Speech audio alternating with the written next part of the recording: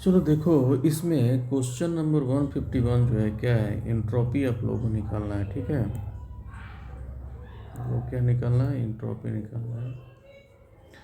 तो इंट्रोपी से involve in isothermal expansion और 2 mole ideal gas from volume of 10 इतना। ठीक है, तो आपको पता है कि इंट्रोपी निकालने का जो फार्मूला होता है वो आपका क्या होता है, ये होता है आपका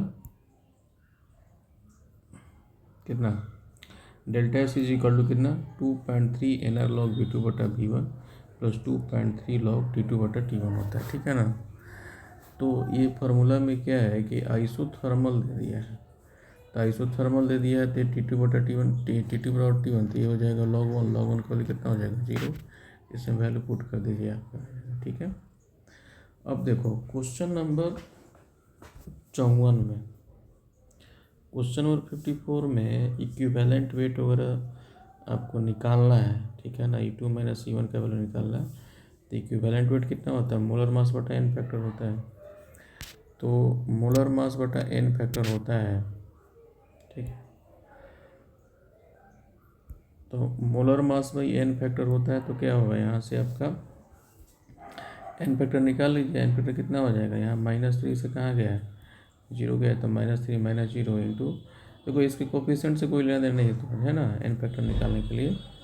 तो -3 माइनस 0 इंटू कितना हो जाएगा 1, 3 हो जाएगा। इसका n फैक्टर कितना हो जाएगा, 0 से कहाँ गया है -3, और n2 है 2 है, तो यहाँ 2 से मल्टीप्लाई करते हैं 6 हो जाएगा। ठीक है, तो यहाँ से आप लोग निकाल सकते हैं।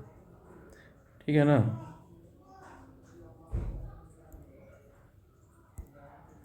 ठीक है, तो यहाँ से E2 माइनस E1 यहाँ से आप लोग कर लीजिएगा। ठीक है, अब देखो 157 क्वेश्चन नंबर में क्या है, electricity is pass through a molten Al-Steel 13.5 gram aluminium deposited, what is the magnitude of current. तो वो पता है n बराबर कितना होता है, IT बटा n फैक्टर इंटू 96500, और मोल कितना हो जाएगा, मास बाई मोलर मास, मास 13.5 और मोलर एल्यूमिनियम का 27, और n फैक्टर कितना होगा एल्यूमिनियम का +3 हो जाएगा।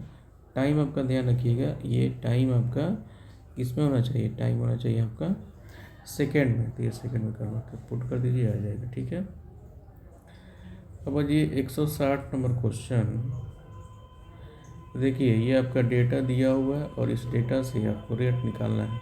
मान लेते हैं कि ए के रेस्पेक्ट में x है और बी के रेस्पेक्ट में कितना है, y है, तो अलग अलग रेट के लिए अलग अलग आपको कंसल्टेशन दिया है, वैल्यू दीजिएगा, तीन को सब तीनों सॉल्व करिए, आ जाएगा। ठीक है, क्वेश्चन नंबर 166 में आपका ये सब ग्राउंड स्टेट में क्या निकालना है, एनर्जी निकालना, पोटेंशियल, कैनेटिक। तो आपको पता है kinetic energy minus of total energy होता है ना, पोटेंशियल 2 इंटू टोटल एनर्जी होता है, और टोटल एनर्जी होता है -13.6 Z² उसको यहाँ से सॉल्व कर लीजिएगा। ठीक है, 169 नंबर क्वेश्चन में क्या है, H2Cl2 मिक्स किया गया है 12 लीटर 11.2 लीटर, ये 12 हो गया 11.2 हो गया। तो आपको पता है वॉल्यूम डायरेक्ट प्रोपोर्शनल टू मोल होता है, तो आप 12 लीटर को 12 मोल, इसको 11.2 मोल लिख सकते हो। ये लिमिटिंग हो जाएगा, तो 11.2 में से इनपुट चला जाएगा, ये 12 में से इतना चला जाएगा, ये 2 मोल है तो 2 गुना 1.2 11.2 इतना हो जाएगा आपका। ठीक है, 172 नंबर क्वेश्चन में क्या है, value of enthalpy of combustion of CH3OH। इसमें बस इतना ध्यान रखना है कि कंबशन ऑफ CH3OH है, ये एक्चुअल में H2O लिक्विड बनाते हैं, और यहाँ पर दिया हुआ है क्या, H2O गैस दिया हुआ है। तो लिक्विड लाने के लिए क्या करना है, इसको आपको उलट करके 2 से मल्टीप्लाई करना होगा। तो ये -641 उलटिएगा तो -42, अब चूँकि 2 से मल्टीप्लाई हो जाती है, यहाँ से 2 हो जाएगा, आंसर डायरेक्ट आ जाएगा। ठीक है, 175 नंबर क्वेश्चन में आपका क्या है, स्पॉन्टेनियस रिएक्शन इज इम्पॉसिबल। कब इम्पॉसिबल है, डेल्टा जी स्पॉन्टेनियस है तो डेल्टा जी क्या होगा, 0 से छोटा हो जाएगा, तो डेल्टा एच लेस देन क्या होगा, T डेल्टा एस। अब स्पॉन्टेनियस होगा तो ऐसा होता है, लेकिन कब इम्पॉसिबल है, इम्पॉसिबल के केस में देखो, ये चौथा नंबर केस है, डेल्टा एच पॉजिटिव है, डेल्टा एस निगेटिव है। तो डेल्टा एस अगर निगेटिव हो जाएगा तो ये पूरा निगेटिव हो जाएगा, और ये तो पॉजिटिव होगा ही, क्या निगेटिव कभी पॉजिटिव से बड़ा होगा, इस केस में ये पॉसिबल आपका नहीं है, इसका आंसर ऑप्शन नंबर 4 हो जाएगा। ठीक है, अब अजिए 176 में देखो पार्शियल प्रेशर कितना है, T = 0 पे 0.2 है, इसका 0.8 है, ये 0 है, तो 0.2 में से 3p चला जाएगा और ये कितना हो जाएगा p, तो ये 2p हो जाएगा। इक्विलिब्रियम प्रेशर 2 के बराबर यहाँ पे दिया हुआ है, तो 2 के बराबर दिया हुआ है, तो यहाँ से p निकल जाएगा कि p आपको पता है 2p का स्क्वायर बटा 0.2 माइनस 3p का power cube into 0.8 minus p।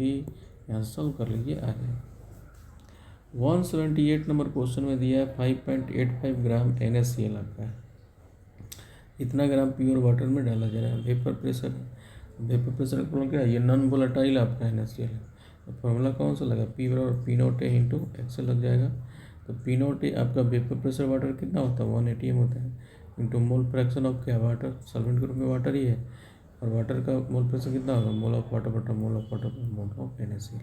Solve कर लीजिएगा, ठीक है। क्वेश्चन नंबर 181, हाँ चला गया, आपका बफर सॉल्यूशन है और prepared by mixing equal 4 molar NaCl and क्या 2 मोलर HCl। अब हमने हम लोग बताया है कि वीक एसिड के साथ अगर स्ट्रॉन्ग बेस है, अगर ये लिमिटिंग में है तो होता है, वीक एसिड के पास कॉन्जुगेट बेस या सॉल्ट होता है तो होता है आपका क्या बोलते हैं बफर होता है, अगर हम एसिडिक बफर की बात करें तो। अब यहाँ पे क्या है कि HCl और NaCl दे दिया है, तो बेसिकली क्या है कि HCl और NaCl रिएक्ट करके NaCl प्लस HCl बना देगा। तो सॉल्यूशन में मिला क्या, HCl, अब ये क्या दिया होगा, HCl और NaCl का वॉल्यूम क्या है V दे दिया है, मतलब इक्वल वॉल्यूम, तो V हमने मान लिया। इसका मोल्टी 2 दे दिया है, इसका भी कितना है 4 दे दिया है, तो मोल इसका कितना हो जाएगा 2 into V, molarity into volume 4 into V. अब लिमिटिंग हो जाएगा ये, तो लिमिटिंग का मतलब पूरा का पूरा ये खत्म हो जाएगा, तो सोल्यूशन में बचेगा NaCl और HCl बनेगा, और NaCl ही बनेगा, तो ये भी एक सॉल्ट है। तो अब सॉल्यूशन में क्या होगी, वीक एसिड हो गया और इसका ये सॉल्ट हो गया, तो ये भी कैसा है आपका एसिडिक बफर का एग्जाम्पल हो जा रहा है ये, ठीक है। अब देखो ये लिमिटिंग होगा तो पूरा पूरा खत्म हो जाएगा, ये 4b में से 2b चला जाएगा, 2b और t बनाएगा। अब लिमिटिंग एसिडिक बफर के लिए pH कितना होगा, pK plus log mole of salt बटा मोल ऑफ एसिड यूज़ करेंगे हम, कंसनट्रेशन भी यूज़ करेंगे, लेकिन कंसनट्रेशन अगर हम यूज़ करते हैं तो क्या होगा, सिर्फ मोलरिटी ही यूज़ हो पाएंगे, इसका ना सब मोल लेकर चलिए वहाँ से निकालिए, ठीक है। मोल ऑफ सॉल्ट बटा मोल ऑफ एसिड, तो मोल ऑफ सॉल्ट बटा मोल ऑफ एसिड कितना हो जाएगा, सॉल्ट अगर 2b हो जाएगा और ये कितना हो जाएगा 2b, तो ये log 1 0 हो जाएगा, तो 9.4। pK निकाल लीजिएगा कि ये क्या कर दिया हुआ है 185 में क्या दिया है, पी जो the following salts on dissociation pH less than 7, तो हमने आपको बताया है सब कैसियन सॉल्ट है, तो इसका हाइड्रोलिसिस होगा, इसका हाइड्रोलिसिस नहीं होगा। तो जब भी अनायनिक हाइड्रोलिसिस होता है तो बेसिक सॉल्यूशन होता है, जब कटायनिक होता है तो एसिडिक सॉल्यूशन। इस केस में pH क्या होगा 7 से बड़ा, इस केस में pH क्या होगा 7 से छोटा हो जाएगा आपका। तो अनायनिक हाइड्रोलिसिस pH 7 से बड़ा, COO माइनस Na प्लस, तो इसका नहीं होगा, इसका होगा अनायनिक pH 7 से बड़ा। ये दोनों का हाइड्रोलिसिस नहीं होगा तो न्यूट्रल सॉल्यूशन, तो pH 7 के बराबर, और ये कटायनिक हाइड्रोलिसिस होगा, इसका नहीं होगा तो pH 7 से छोटा, ठीक है। अब आ जाइए 187 में देख लीजिए, इनकरेक्ट आपको चूज करना है, तो इनकरेक्ट चूज करना है तो आप लोग देख लो, इनकरेक्ट आपका इसमें कौन सा हो रहा था, C2H6 वाला शायद हो रहा था। तो हीट ऑफ एटोमाइजेशन की अगर हम बात करेंगे, ये सारा चीज़ आप लोग बताया गया, जाके देख लीजिए कॉपी, ठीक है सर, आपको पता है। हीट ऑफ एटोमाइजेशन का मतलब होता है, जैसे हीट ऑफ एटोमाइजेशन C2H6 आपको निकाला था, C2H6 गैस है, इसको गैसियस एटॉमिक फॉर्म में कन्वर्ट करिए, तो डेल्टा जो होगा वो होगा हीट ऑफ एटोमाइजेशन ऑफ क्या C2H6।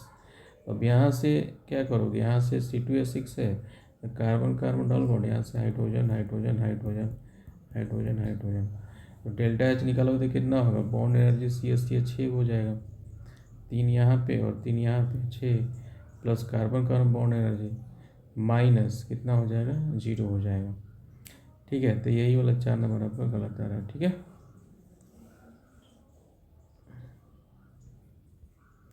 190 नंबर क्वेश्चन में देख लीजिए आप, 190 नंबर क्वेश्चन में क्या है, ये आपका इक्विलिब्रियम रिएक्शन है, तो इक्विलिब्रियम है तो K1 कितना हो जाएगा BT इंटू आई बटा कितना हो जाएगा A2 A3, ये हो जाएगा।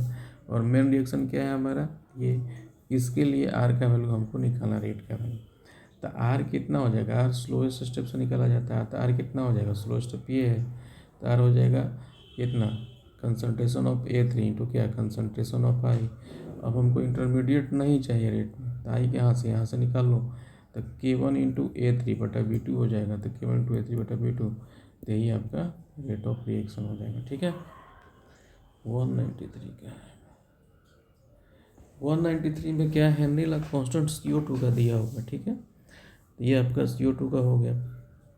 Calculate the mass of CO2 in 180 ml soda water packed में 10%, मतलब 180 ml वाटर है, सोडा वाटर है, उसमें CO2 मिलाया जा रहा है कितना प्रेशर पे, 10 बार पे। तो आपसे क्या पूछा जा रहा है, मतलब कितना मास मिलाया जा सकता है। ठीक है, तो प्रेशर ऑफ CO2 कितना है, मोल अकॉर्डिंग टू हेनरी पी बराबर कितना होता है, KH इंटू कितना हो जाएगा, X। तो प्रेशर ऑफ CO2 लेंगे तो KH into mole fraction of CO2 हो जाएगा। ये 10 दे दिया है, KH आप बार में कन्वर्ट करिएगा तो 1/10 का पावर 3 से। अब मोल फ्रैक्शन ऑफ CO2 कितना आ जाएगा, मोल ऑफ CO2 बटा mole of CO2 plus mole of water. अब एक्चुअल में क्या है कि जब भी आप लिक्विड में सोडा वाटर कहने का मतलब है कि वाटर ही है वो, CO2 जब मिलाते हैं तो उसका अमाउंट बहुत ज़्यादा कम होता है ना, बहुत ही ज़्यादा कम, मतलब वो उसमें सोल्यूबल होता है। तो इसके रिस्पेक्ट में, वाटर के रिस्पेक्ट में, ये जो CO2 का मोल होता है वो नेगलेक्ट हो जाता है। तो यहाँ से आप हम निकाल सकते हैं मोल ऑफ वाटर कितना हो जाएगा, 180/18 हो जाएगा, 10 हो जाएगा। ठीक है, 196 नंबर में क्या दिया हुआ है, ये आपका जो रिएक्शन दिया है वो अच्छे ढंग से लिखा नहीं है। ये HCl फिर जो है H2 जाके फिर HCl में जाएगा, तब जाके कंप्लीट रिएक्शन होगा। ठीक है, H2 HCl में जाएगा तब जाके होगा ये कंप्लीट रिएक्शन। तो खैर सेल रिएक्शन में स्पॉन्टेनियस का मतलब डेल्टा G 0 से छोटा, ये हो जाएगा minus NAP of E cell of the zero, cell क्या हो जाएगा, लेस देन 0, तो ई ऑफ द सेल कितना होगा, 0 से बड़ा हो जाएगा। तो सेल रिएक्शन स्पॉन्टेनियस होने के लिए ई ऑफ द सेल क्या होना चाहिए, पॉजिटिव। अच्छा, एनोडिक रिएक्शन आपको पता है H2H+ में जाएगा, कैथोडिक H+H2 में जाएगा। हमने इसको एक तरह ऐड कर दिया है, ये वाला यहाँ है, ये वाला यहाँ है, ये एनोड वाला होगा, कैथोड वाला एनोड वाला cathode. E of the cell anode of the cell -0.05 log, देखो H+ का स्क्वायर, प्रेशर ऑफ H2 ये कैथोड वाला, बटा में क्या है H2 pressure of H2 anode वाला, और H+ कंसनट्रेशन का स्क्वायर कैथोड वाला यहाँ पे। ठीक है, अब इसका क्या है, इसका और इसका कंसंट्रेशन तो बराबर है, तो कट जाएगा।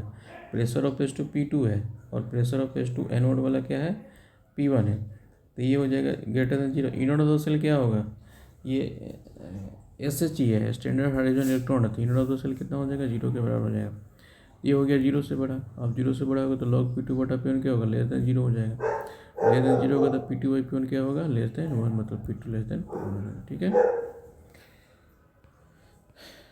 199 में आपको पता है डेल्टा H निकालना है, तो डेल्टा H कितना, bond energy reacted minus bond energy product. ठीक है, तो हमको लगता है कि अब तो कंप्लीट हो गया है, बाकी आप लोग आगे अब कर सकते हैं। ठीक है, ओके, थैंक यू।